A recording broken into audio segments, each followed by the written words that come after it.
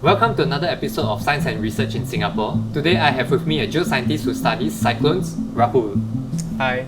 Okay Rahul, before we jump into your research, there is one thing I need to get out of the way.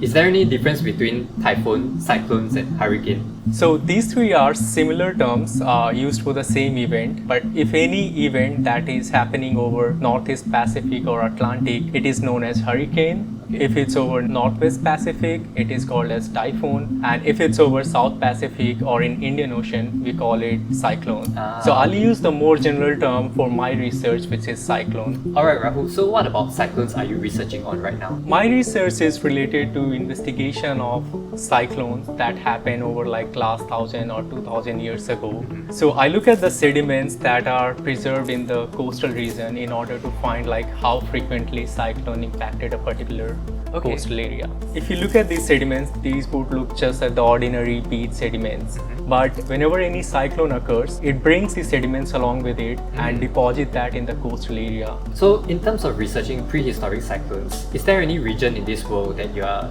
currently studying right now? My study is focusing on Bay of Bengal on the east coast of India, because Bay of Bengal is considered as a hotspot of cyclone.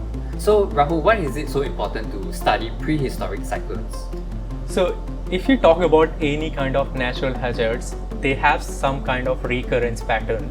So if you talk about cyclone, the maximum record of cyclone that goes in past is like last 100 to 150 years. Okay. Beyond that time, we don't know what happened. So this is why it's very important to understand the prehistoric cyclone records. Wow. Okay, I have one final question for you. What about Singapore? Do we face cyclone impacts? Or better question, have we ever been impacted by a cyclone before? So there was a cyclone that passed very close to Singapore in December 2001, known as Cyclone Wamei. Although this is a very rare event because we are close to the equator, but given the current scenario of climate change, there are possibilities that we might face cyclone in future.